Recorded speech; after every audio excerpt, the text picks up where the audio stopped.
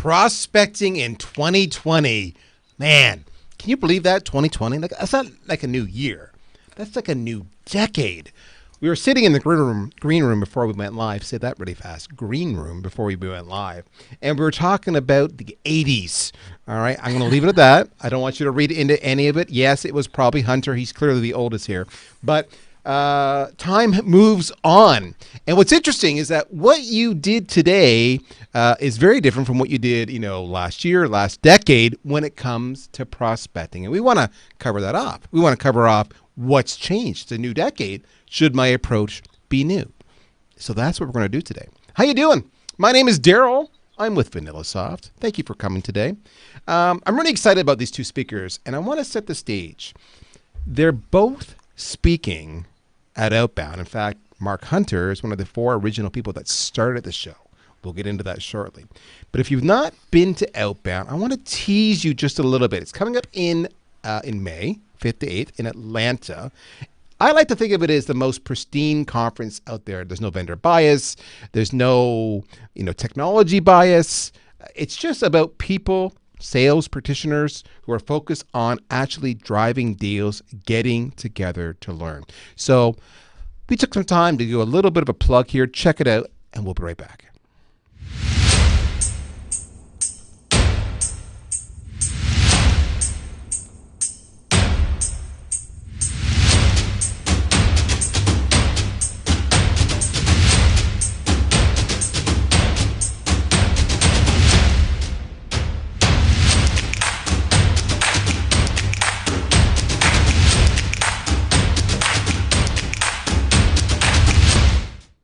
Wear comfortable shoes.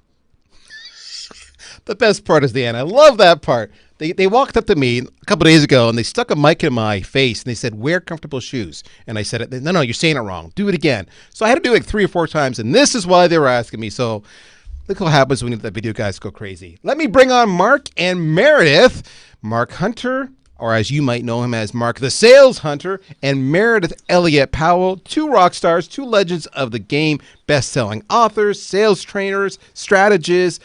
Just basically, they're really good at what they do, and they're going to be on stage at Outbound. Mark, I'll go to you first. It's your show. Welcome to the show. Talk to me about Outbound, quick and dirty. Well, hey, you have to be there because it's the only show that is totally outbound focused, no pitching like that commercial said. There's no garbage, there's no fluff. It is pure content, and you're going to walk out of there tired. I think that commercial did a great job. You are exhausted because of the ideas you pick up from not only all the speakers. Believe me, we got a killer lineup. Meridith is joining us on main stage this year. That's going to rock the house. It is a full lineup. You got to be there. Meridith, and thanks to you, VanillaSoft. Hey, yes, thanks to you guys for being title sponsors. Yeah, you got to plug that part. Exactly. What's it like, Meridith? For somebody who hasn't gone to Outbound before, quick and dirty, what's it like? Well, I think your video said it all. Wear comfortable shoes. It is, the big term that comes to mind for me is electric, then powerful, then just packed with content. You're going to walk out of there with everything that you need to know about how to make outbound sales. But more importantly, you're going to be energized, motivated, and excited to do it. It's the most exciting conference I have ever been to. You have got to be there, Outbound. All right. So with that, that's the Outbound plug. If you haven't done it, go to outboundconference.com. And if you do want to go, I'm going to give you a tip. VS, as in VanillaSoft, 100. Get you a discount. Use it. Don't be shy. Okay. Today we're talking about prospecting. Let's get right into it. Since Outbound is about the same thing, let's get these speakers talking about everything they know. Now, if you've not met them, I'm going to bring up a little bio picture of them right now so you see them. The reason I'm bringing up this picture is because you're going to see here at the bottom their email addresses. So quick and dirty, I want you to do 2 things. I want you to go and capture that. If you have any questions, just email them directly. Or better yet, what you should be doing is going on LinkedIn, going on Twitter, and follow them. We'll bring this slide back later on, but for now, that's the teaser, what you need to know. Let's talk about what we're going to cover, which is our very next slide, of course. Today's kind of fun. I like this one because we talked about a couple things. We're going to talk about prospecting 2020. Is it, in fact, the same old, right? Because, legitimately, when we did the invites, we had people saying, well, it hasn't changed. It's the same. And you know what? That's a fair point. We're going to talk about how you're building your prospect list. Are you calling your prospects often enough, or in fact, too often? And is calling the only way to go, which is interesting when you have two outbound speakers to get their take on this. Are you moving too quickly through the sales process? Often we're always accused of not moving fast enough, but many of us are going too quickly.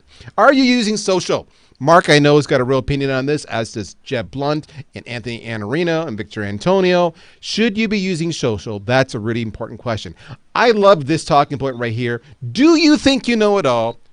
Do you really know it all? Because I don't think you know it all. All right, so we're going to talk a little bit about that. And then any questions and comments you have along the way, use the chat window. Submit them there. We'll talk to you. Big shout out. We got people here from Cancun, Panama, India, Charlotte, North Carolina, Kentucky, Pennsylvania, Kansas City, Ottawa, Canada, the Netherlands, Tampa, Florida, Southern California, Toronto, Belgium. The list goes on. Glad to have you here, folks. All right. First up, let's set the stage. Prospecting in 2020. Is it the same old, same old? Meridith, I'm going to throw to you first. My dad taught me always throw to the woman in the room. What do you think? Is it the same old, same old? Well, I think pieces of it are the same old, but I definitely think that it has changed. I mean, this whole idea of the fact that you have so much opportunity for prospects to find you now.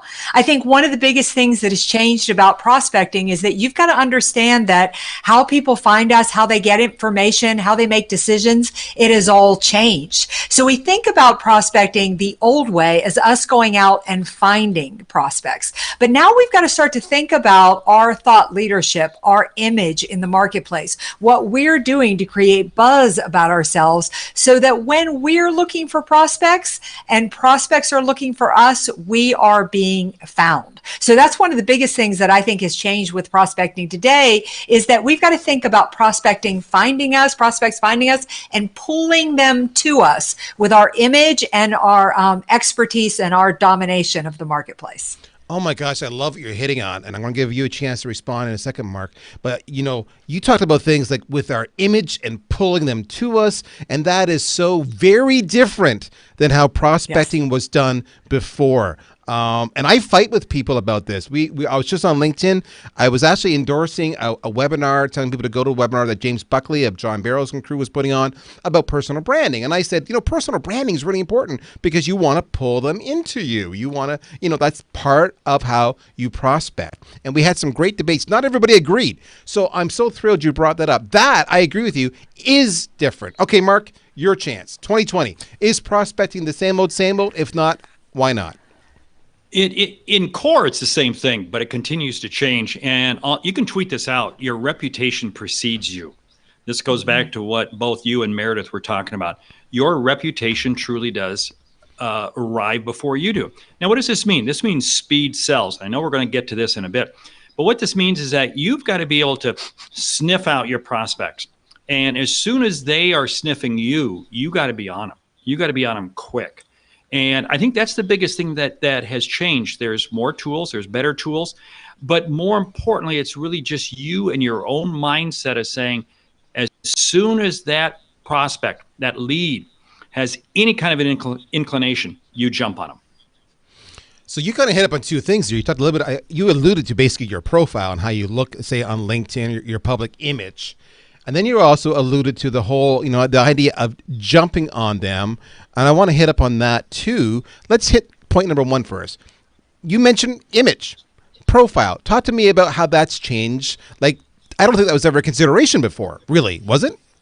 Well, in the last couple of years, nobody will talk to anybody without Googling them. I mean, let's not kid ourselves. So what does your LinkedIn profile look like? What does the internet say about you? I don't care. I don't care how good of a cold call. We'll just say you cold call. We'll just say that's the way you connect.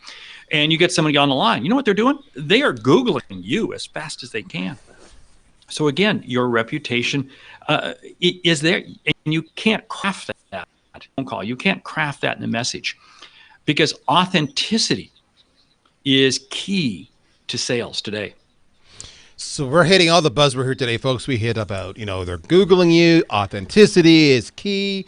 I know all of you right now are going, yeah, we've heard this before, but I'm going to throw a challenge out to you as we carry on this conversation. How many of you are actually doing something about this? Personal story, I've had people reach out to me saying, I need some help. I had a great conversation yesterday with my good friend, Tom. I'm going to leave it first name only. Tom reached out to me and says, I started a new job. I'm 3 weeks into it.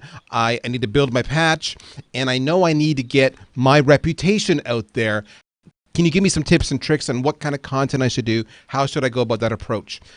I was so thrilled that Tom reached out to me and asked me that.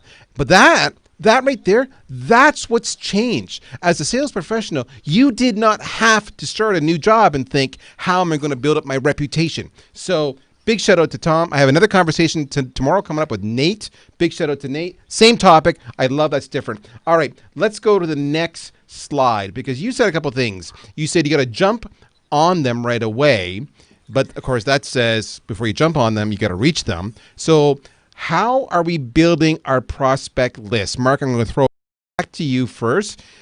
Has that changed? Is there something we should be doing that we weren't doing before? Is there something that we're not doing that's killing us? Well, again, it just continues to evolve. First of all, leads and names are not prospects. All they are is leads and names. Prospects, really, what you have to do is you have to define who is your perfect avatar. You know, I like to say, take who your perfect customer is and create an avatar around them. That's who you're looking for. That's who you're going for. So your prospect list, yes, we can have a big, broad prospecting list. I mean, big, broad lead list. But don't start what you can't finish. One of the big challenges in sales today is that people will make 1 or 2 or 3 calls. They don't get through to them and they say, oh, this lead isn't worth anything. I'm going to go ahead and dump it. No, you just never got through to them. So don't start what you can't finish, which means whatever your cadence is, you have to be able to follow all the way through. So really what I'm saying is I can put as many names in the top of my funnel as I want. It's what comes out the bottom. And what I want to really get to is in the middle, which is where I think most people struggle. Having the true highly qualified prospect. To do that, you've got to be engaging. So, and I love it. I got Peggy here online saying building your image is so important, not just professionally, but letting them have insight into what you are outside of business. Best advice ever, be a good person. Over to you, Meridith. I mean, you understand the image thing. Want to hear from you on that. Also want to talk to you about, the list. But on the image, I do want to give context, right? So Meridith wasn't always on stage outbound. So Meridith had to go to a process that her image was sufficient that she could appeal to a larger audience and be in demand. You as sales, you're the same way, folks. So talk to me a little bit about that.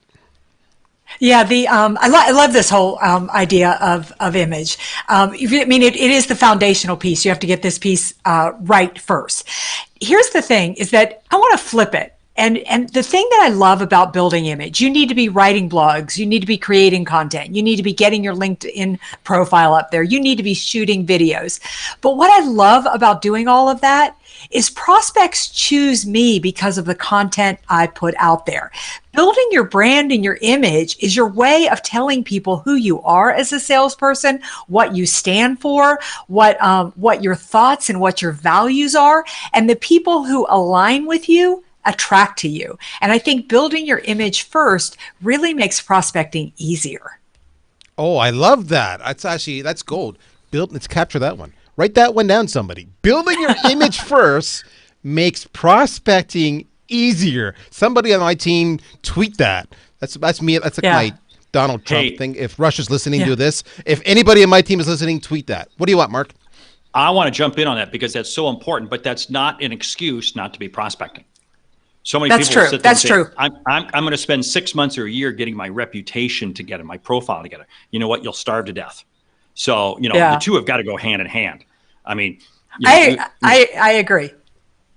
But Darryl, I've got to jump on what you said. What is killing salespeople? Yes. And this is what's killing salespeople. It's what Mark said with a little bit more on it, is that you have got to create your client avatar, because if you are spending time prospecting on people who are never going to close, who are never going to buy from you, you are wasting time. So you not only need to know who your prospect avatar is, but you need to design questions that help you when you are in conversation or when you are researching them to see if they fit your profile. Because what salespeople don't do is they don't walk away when somebody isn't a good fit. And you've got to realize that when you are saying yes to one prospect, you are saying no to a whole room full of other prospects. All right, so let's build on that, because one of the things I talked about recently, I did a post on LinkedIn where I gave a sales tip where I said the trick to really having good conversion, good connection rate in this era, 2020, of so much noise is hyper targeting. Now, this was my point of view, right? So the example I used was, well, I could send a message to anybody in high tech. That's an industry maybe I serve. Or I could say, well, high tech in the US for millennials only at an operational level, who are only doing SaaS and software. And all of a sudden my list goes from this to this. And then the message I send them to engage is much more specific and engaging and connects with them. Too many of us quickly go just for the simple thing, I'm just going to do pure numbers. You both said build that persona, build that individual. Who is that? I'm thinking we're saying the same thing. If you build that persona up, I could have 4 or 6 or 8 people I sell to, not just one. Then I can really build my list and support it with the right messaging and hit them that way. Thoughts? Hey, totally agree that this whole piece of being authentic. You can spray and pray an email to 10,000 people. It's not going to do you any good. It's how do you get genuine with that email you're sending to one? How do you get genuine with that phone call to one? That's really what it's all about.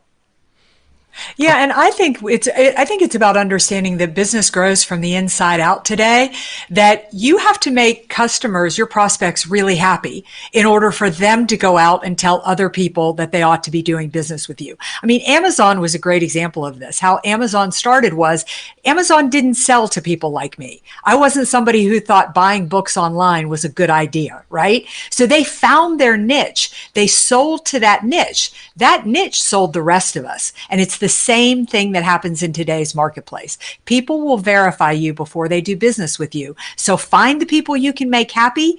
As Mark said, be authentic with them. They'll go out and spread the word and tell everybody else about you. So we're getting some amazing content already on the chat. It's all over the place. I love it. They're not staying on track at all, which is about building your right prospect list. And we're going to get to all your stuff, so we're going to bounce around a little bit here. I love it. One of the things that we're getting people commenting on, we've had a few questions from people saying, well, listen, I'm an independent, or I'm a consultant, or I don't have the power of the house behind me because I can only do outbound.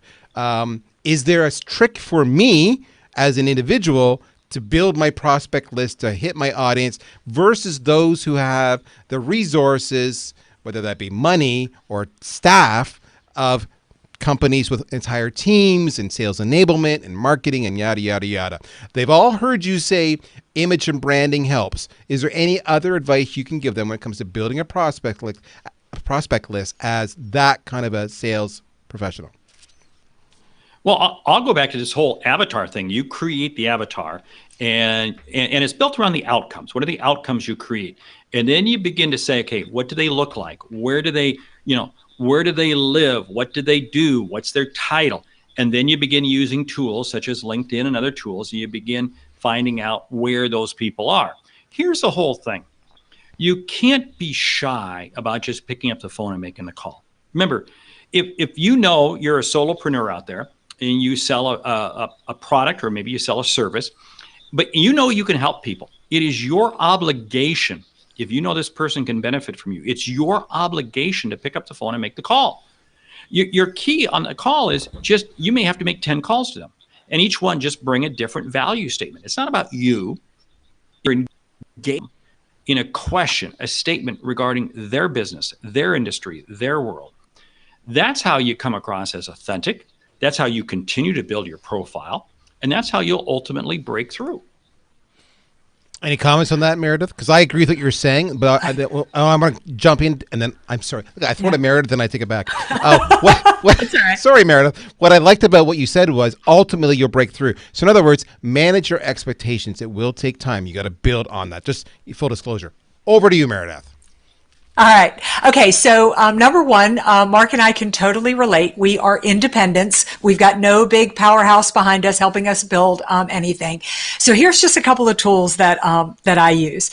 The way that I create my prospect avatar is I write down my top 10 customers. Now, top 10 customers are customers who love you, who pay you, who buy your products and services, and are basically your raving fans. If you write those top 10 customers down, you'll start to see themes about them, things that they have in common. Maybe they're industry specific, maybe they're not. They're in a certain age group, they hold a certain position in a company, maybe they're weekend athletes, whatever it is, as many characteristics as you can write down, then that becomes your prospect avatar. Because the better you understand your ideal customer, the better you will choose your ideal prospect. And then I use that model to create my prospect list at the beginning of the year. And Mark said it really well. I use LinkedIn, but I also use people that I'm trying to figure out, companies that I've worked for, companies that are like them, and finding that person in there. So I start out with my prospect list at the beginning of the year, but I'm very, very careful. You only make it onto my prospect list if you are like my ideal customer. Making a sales call is the most expensive thing you will ever do. So I want to focus myself at the right person and the person most likely to buy from me. I want to share a story here. I recently read Mike Weinberg's Hash, Sales Truth. And if you don't know Mike, he was one of the original founders of Outbound, completely coincidental. It matters here because of what they were just saying. In that book, go buy it, go read it. Mike tells a story of where he was brought on with a client to help train their team. And in conversations with the CEO shared how one of his reps up in some location somewhere was just like killing it. And he was the complete opposite of what you would expect for a successful salesperson. Personality, everything. So Mike went there. And what he saw was this rep had totally nailed, exactly as both Meridith and Mr. Hunter, Mark, was talking about, who their target individuals were. They knew where they lived. They knew the states. They knew the hot buttons. They knew what worked, what didn't. He had such extreme persona definitions that he was really able to hyper-target them and connect with them. So, read the book. That's the story. Before we leave this topic, we talked about adding value, building your prospect list. You know, Meridith talked about that. He said Mark and she are both individuals. They had to build that reputation, all that wonderful stuff up. You know, Dana's here online saying keep providing value every time you reach out with articles, video, something that says you know their pains, not just asking, are you interested? But I love it because Johan, if I said your name right, hopefully, he says, do people really think that sending videos and content helps sales people? Seems like just flooding their inbox. Is that the best way to engage and nurture? So as it comes to building my prospect list, based on what you two just said, I throw it back to you two to say, what's your take on that? Meridith, I'll let you go first. You look like you're ready to pounce. Yeah, I mean, I do think that, well, let me answer it two ways. Number one, I do think that if you're good with the value that you're adding, and I've actually got a tool that I call 16 ways to stay in touch without being annoying, so that you've got 16 ways that you can stay in touch and add value. I do think people will use it and they will open it if it is connected to something that they care about and is of value to them. But I will say to Johan, it doesn't matter. Even if they don't open it, you still stayed visible. You still got in front of them. So, you know, I think that it does add value. I think it's important. But if they don't, they still saw your name. Mark, what do you say to that one? I mean, the marketer in me says, she said, yeah, right there. They still saw your name. Yeah. But Mark? She is right on, because if you think about it, whether you're sending an email or whether you're calling, what it is you're both marketing because you're delivering a message, and the message has to be about them, for them, of value to them. So I can send them an article. I do this all the time. I will take a link to an article and I will email it to somebody I've had a few conversations with, and it's an article of interest, and it's amazing the response it generates.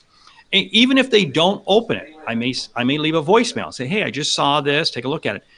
That's advertising. I look at that as a billboard along the side of the road, a banner ad that you see. Last I looked, Coca-Cola and Apple and McDonald's, they're all doing a ton of advertising. What are they doing? They're keeping their name in front of people. If they have to do that, then I got to do that. So again, it's called creating impressions that make a difference. So here's the thing I want to point out, point. kind of what Mark is referencing on the Coca-Cola example. Many of you actually have done a great job building your prospect list. You may think you haven't because you're not getting the results you expect. Mark, he's alluding to how many touches are you doing to those prospects. We are tuning out more and more. We did a study of 130 million transactions over the last decade with VanillaSoft, all of our clients. We charted how the number of touches has just gone up and up and up since 2010, 2012. If you're stopping after two or three attempts, you're gonna fail. But if you'd have gone to 8, 9, 10, 11, 12, you would have had success. So maybe it's not your prospect list, maybe it's your engagement series. But with that, I hear you talking about calling, so let's get into the calling conversation. Our next slide is, what is your call plan? Mark, I know you're a strong advocate of the phone. Many people say it's dead. So I'm just going to throw it to you. What's the call plan? You go first. No, the telephone lives. The telephone works, and it works in almost 2020. better than ever. In 2020, the phone is alive. In 2020, it works. It works very well because here's the whole thing. It is a device that allows my personality to come through. And I don't care if I don't get, I'm going to share with you. Here's something that's changed. People say, well, gee, should I leave a voicemail? Well, here's the whole thing. And I talk about this in all my books. It's a 12 to 16 second voicemail, because what's happening today is that voicemail is getting translated into a text message. So if you go and leave that 30, 40, 50 second voicemail message and it's a piece of crap, guess what? It's going to look like a piece of crap in a text message. But if I leave a very tight, short voicemail that gets translated cleanly into a text message, into an email that you get, wow, guess what? Again, I'm breaking through. The telephone works. The key is I can't sit there and say, oh, I just sent you an email. No. Each message you deliver on the telephone must bring new value, a new question, a new statement of interest to them, not about you. Meredith, what do you say? I think he's dead on. My call plan is that I throw everything, all the mud I can at the wall. So typically what I do is I make a phone call first because I get credit for a phone call. I've just differentiated myself in the marketplace because very few people call. I tell them my voicemail is always, please don't worry about calling me back. I'm going to shoot you an email. So I follow up immediately with an email. If I don't get a response from that, I do the video email where I'm actually talking to you in the video. If I don't get a response from that, I send them an email that says, I realize you're busy, you've got a lot on your plate. You respond when it works for you, but I'm just going to continue to stay in touch so that when you're ready to connect, I'm the first person you think of. And I give myself permission to stay in touch. So I call it throwing everything I've got at the wall. All right, so we're having people, they're struggling with the word avatar. Okay, so for context, avatar equals persona equals ideal customer profile. So that's out of the way. I love it. So I love that's the feedback you get. Avatar. Anyway, but we're also getting lots of people talk about how the phone actually is powerful. Normally, what I get on the conversations is social selling or email. Now. So what's changed in 2020? Well, let me explain something. If you're new in your career, we'll say a year, 2, 3, whatever, the phone, this thing here, or maybe it has a cord and it goes to some box in your desk. That's going to be really freaking weird and uncomfortable, and you're going to want to avoid it. All right? Listen to everybody else. What's changed is actually sometimes the best answer is what's old is new again. People have avoided the phone for the last couple of years, and it actually works. As Mark says, your personality comes across, especially in that voicemail. We have a podcast, I think it's coming out next week, with Art Subject, also a speaker at Outbound, where we actually hit it up on why do you leave a voicemail? When should you leave a voicemail? Do I leave a second voicemail? So that's going to be on the Inside Sales podcast. Check it out. But I did bring a point up that I want to float out there for my two lovely experts. I raised the point that there's a new voicemail, which is I can go to LinkedIn and I can send you a voice message. I'm not leaving it on the phone, but effectively, it's a voice message. What do you think of that? Yes, no? Here's the whole thing. We may check that tool a lot because we're in sales. But for many industries that I work with, the customers that they're trying to reach are not on LinkedIn more than once a week. So again, you got to pick the tool that fits where your avatar lives. See, so what you just described, Darryl, is going to work perfectly for somebody who is selling to the HR community because they're on LinkedIn all the time. Somebody who's selling to the sales community, they're on LinkedIn all the time. But if you're selling to engineers, if you're selling to academia, they're probably not going to be on LinkedIn more than once a week or every other week maybe. So again, know where your avatar lives and use that communication tool to reach them. I want to jump in on that because I think that is so critical. When you choose to communicate in a way that your avatar does not communicate, you've just signaled, you have just sent flashes out that says, I know nothing about you and I don't care to learn. I mean, it screams to you. One of my biggest pet peeves with salespeople is salespeople who continue to call when people interact with them via email or the vice versa of that. Pay attention to how people communicate with you and then adjust your style to communicate because it is one of the first steps that says, I'm listening, I'm paying attention. And when you ignore it, you just said volumes about the fact that you're not going to pay attention to anything else. I have just told my team to capture that one. If you don't communicate the way your prospect does, you've sent the wrong message. That's a killer point. Now, we talk about a calling plan, but many people are taking the leap, and it's a logical leap to say, well, really, it's a cadence or a sequence or a playbook, call it what you will, which of course is more than phone. It's social, it's email.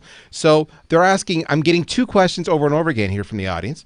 One is, what's the right number of steps, which maybe we can save to go into the next talking point about, are we moving too quickly?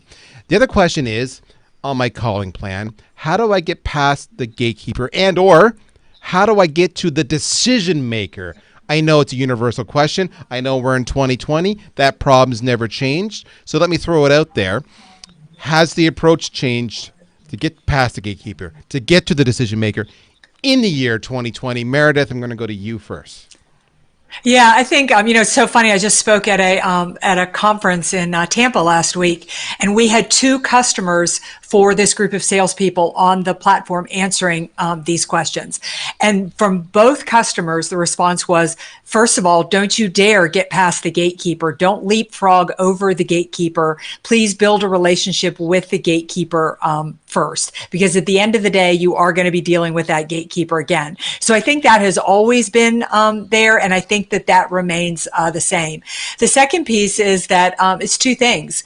Number one is, sorry, but I'm back to you have got to build your reputation in the marketplace. Think about your own buying behavior. If you are a decision maker and you are about the things that you buy, who are you going to pick up the phone and answer? Whose email are you going to return? The person that you have heard of and the person that you have heard about. So you have to be creating that buzz about yourself in the marketplace. And the next is that building those connections and relationships. You've got to be networking and connecting in the places where your prospects and your avatar live. You've got to be going out, and I call it, you've got to be building relationships with people you hope to do business with maybe 6 months to a year from now. So you've got to be out in the places that they live and building those connections and relationships with them. Mark, any thoughts? Yeah, a couple things. First of all, view the gatekeeper not as the gatekeeper, but as the door opener. That's just a little head game. But it's amazing how when you look at them as a door opener, now remember, they're just doing their job. So respect them for doing their job. What I love doing is I love asking the gatekeeper who I'm trying to get past. I'm going to ask them the exact same question I'm going to ask the decision maker. Because I want to treat them with respect. When I treat them with respect, they're going to be much more likely to move me forward. Now, I may not know who to call, so I may call them up and say, I'm not quite sure who to speak to, but I'm looking for X. And you're going to say, well, Mark, you know what's amazing? If you're genuine on the phone and sincere, it's amazing how so many times they will connect you. But I love what Meridith said. Don't try to blow past them. Don't try to ignore them. Respect them for who they are. Now, we could spend a whole nother hour here, but I want to talk about that other half of your question in terms of the sequence. I have a gentleman who is a potential, I'm a potential customer to him. I'm a perfect avatar to him. He calls me at least once a month. I have never returned his call. I know who he is. I know his product. I just have never had need for it. But you know what's interesting? In probably a couple months, I'm going to need his product. You know what? I'm going to call him. I've never talked to him.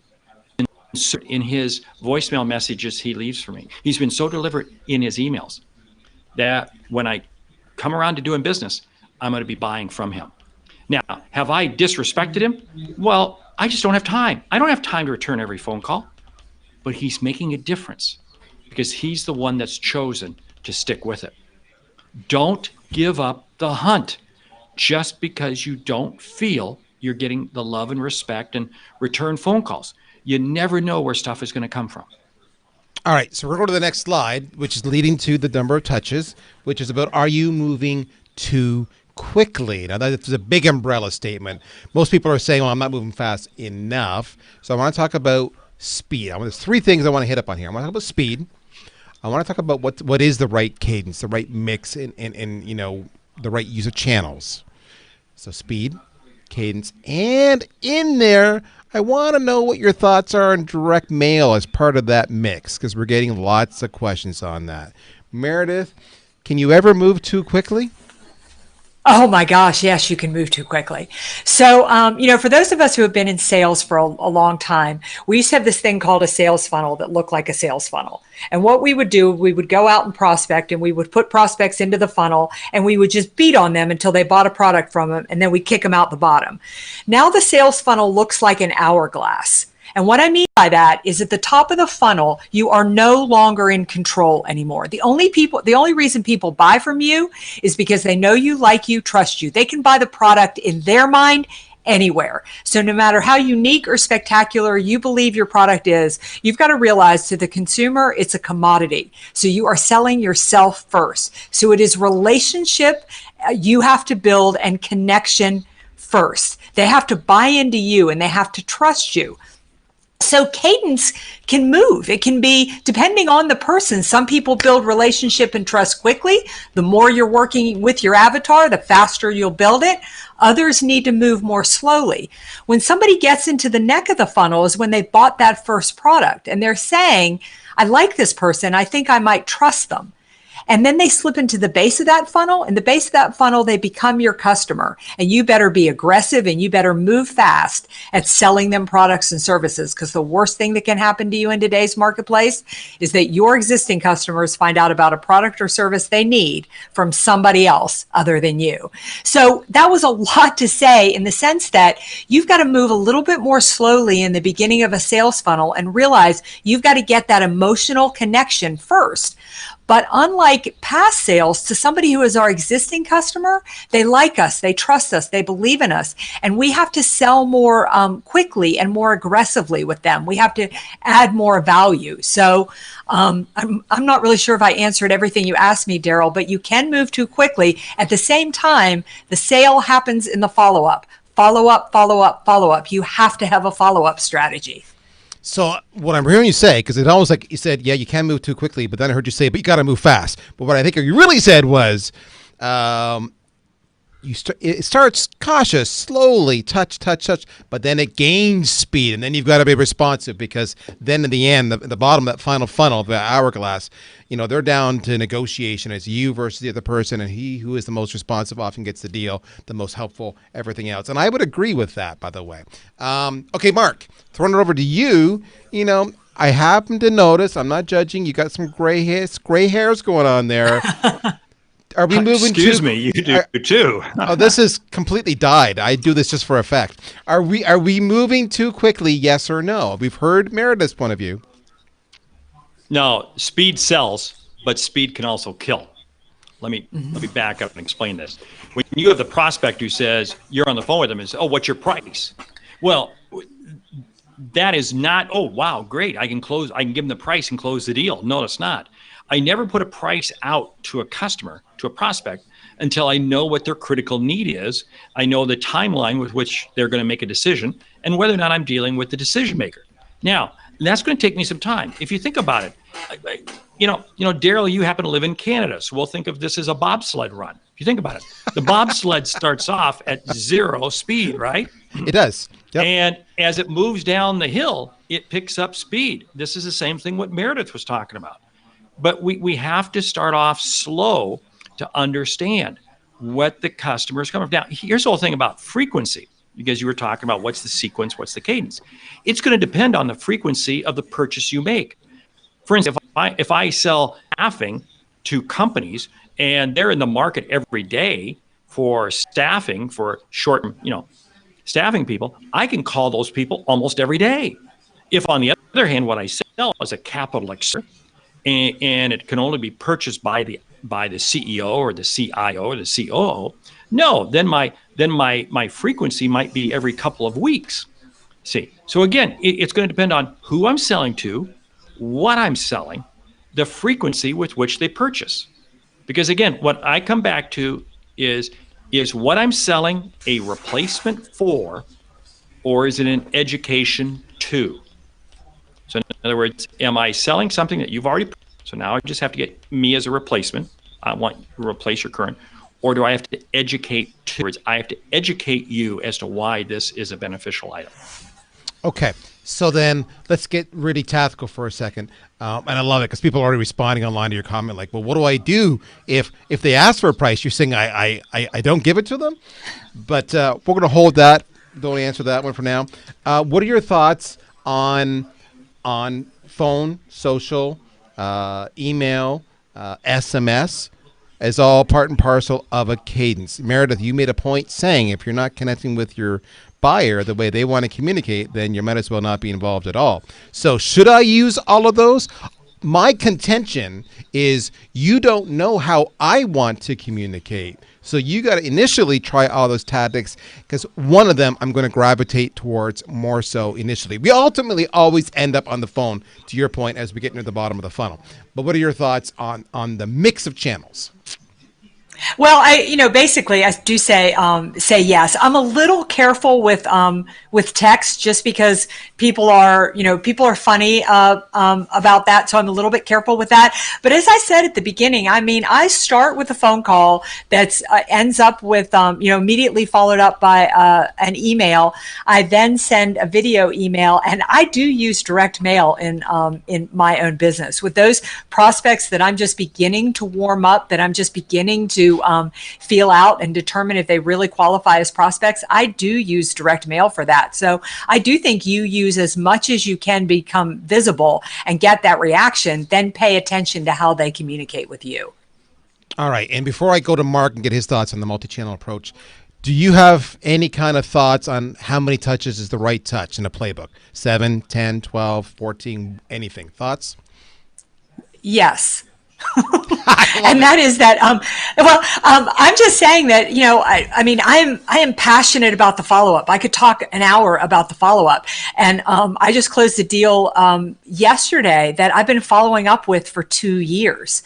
So I divide my prospects into A, Bs, and Cs. I know that it's old school. An A prospect I will just stay in touch with every month, a B prospect every other month, and the Cs fall to twice a year. But I'll stay with a C prospect for a couple of years. If it's no heavy lifting on my part, then I stay visible with them. So cadence for me is just, just that really consistent, but based on, I don't want to touch a prospect every month who isn't responding to me at all. I find that annoying, even if I'm adding value.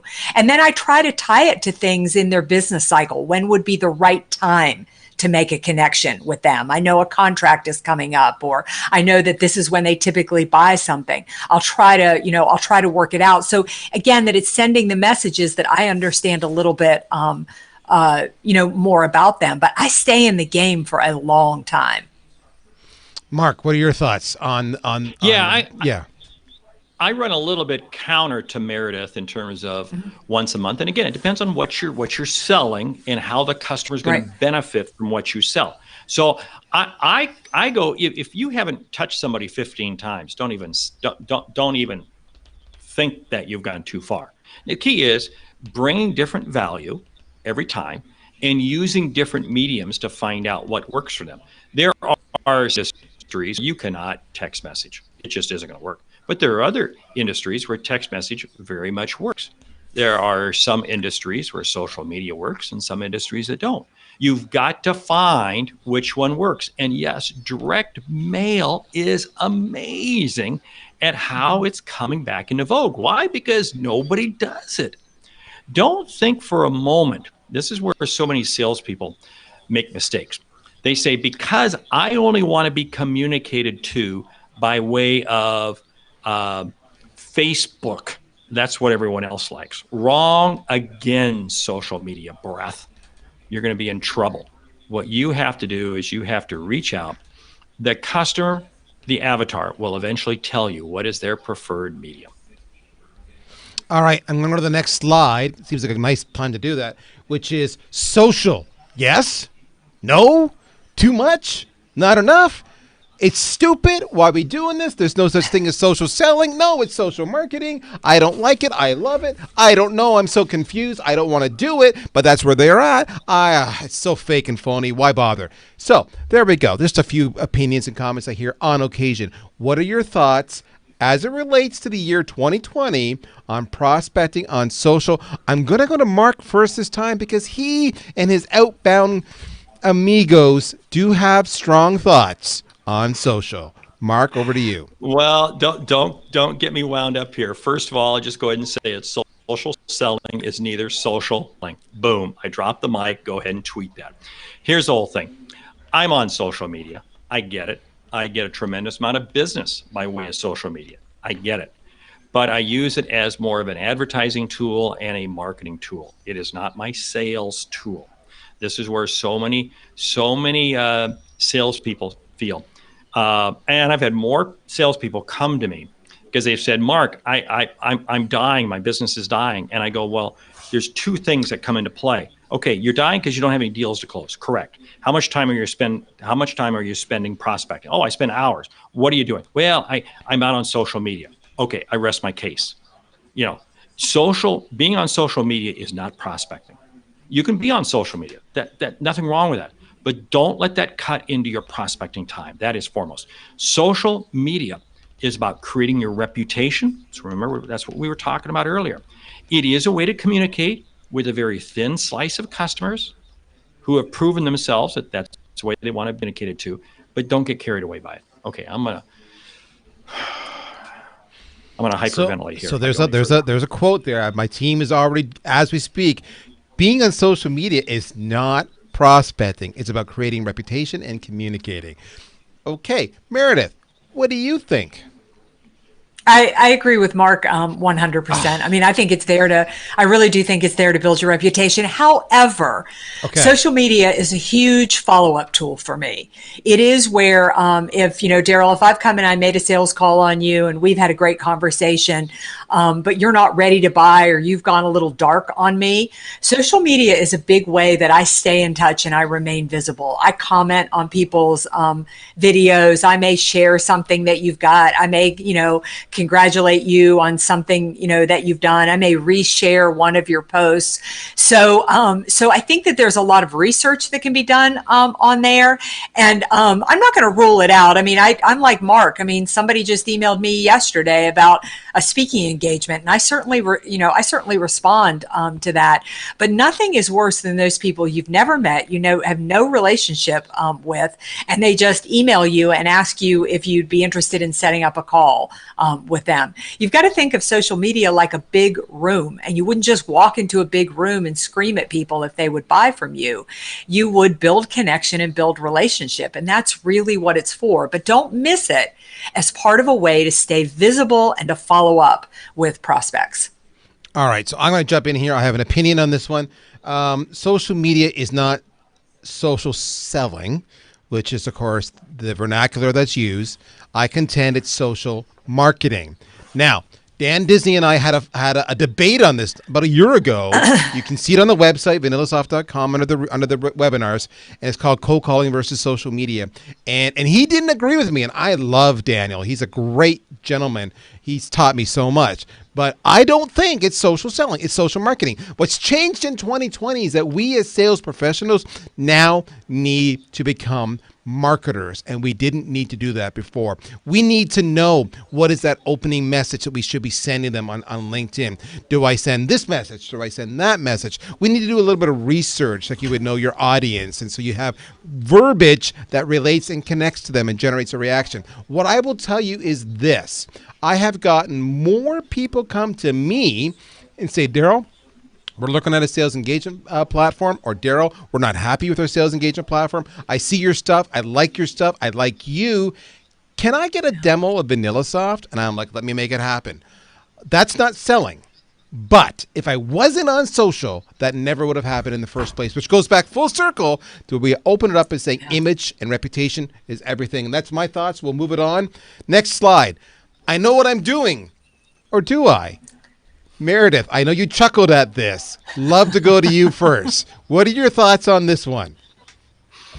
As far as I think as sales professionals, certainly we do know what we're doing. We've got a good handle on it. If you have changed your sales strategy to respond to the marketplace, if you understand it's reputation first, avatar second, connection and relationship third, and then aggressive selling and follow up after that, then you do know what you're doing. And if you understand that people verify you before they do business with you, then you're doing a good job of building that reputation, of making your existing customers happy. Then yeah, I would say that you know what you're doing. And with that, I know what I'm doing as far as that goes, but I know that this sales cycle changes and there's going to be a lot I need to catch up with. All right, Mark. I know what I'm doing. I don't know what I'm doing. Don't tell me what to do. I've always done it this way and it works. I don't want to adapt, but you need to adapt. Do I know what I'm doing? Are we our own worst enemies that we don't want to give up old tactics because we love them and hug them? Or are we scared of embracing the new ones and that's why we're not successful? Mark, I don't know what I'm doing. Yes. Here's the whole thing. I never want to be the smartest person in any room I'm in. And that's not a hard sell in this group, because I know that both you and Meridith are way smarter than me. Here's the whole thing. We have to be continuously adapting and adopting. We have to be continually mindful of what's changing. Why? Because our customer's changing. Let me run back real quick on this whole social selling, social media thing. The people who gravitated to it the most were the people who were afraid to pick up the phone and make the call. Okay? Let's just cut the crap and say it right then and there. It's about having a conversation. Sales is not difficult. It's about having a conversation. People who embrace social selling are the ones who are afraid to make the call. There's a lot of truth in that. I could say similarly, though, in fairness to those who are social media embracers, that those who send the emails are also the ones who are afraid to pick up the phone. And you guys have to stop agreeing with me. Okay, so what we're going to do is I'm going to bring up their email addresses again. I promised everybody that I would bring up their wonderful pictures here. Why does Meridith look just way better than Mark and I? I don't know. Here's their email addresses. You can learn more about each of these guys at thesaleshunter.com. For Mark, at meridithelliottpowell.com. I will take note with Meridith. Her spelling is not typical. So take note of her spelling. It caught me the first time too.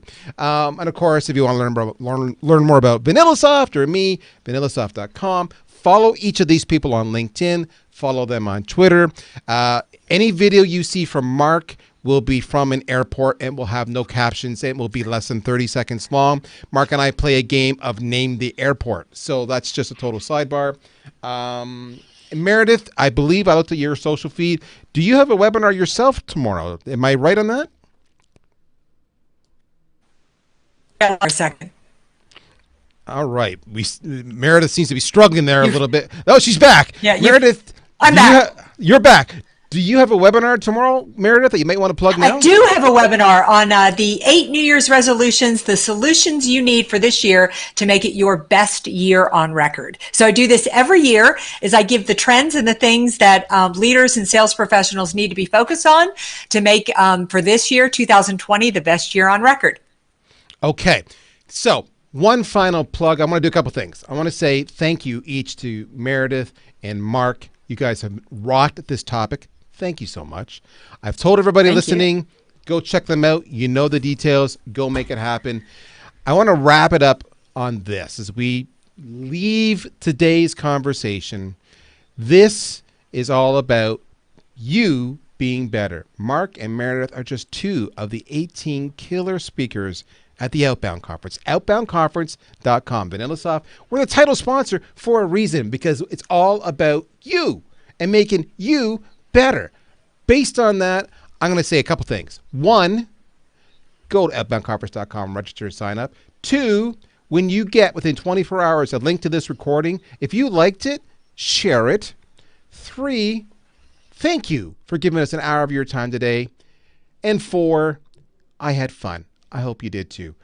We're going to take it out of here now into the top of the hour so you can do your next show. In the meantime, everybody, my name is Darryl Praill. I'm with VanillaSoft. Let's do it again real soon. Bye-bye.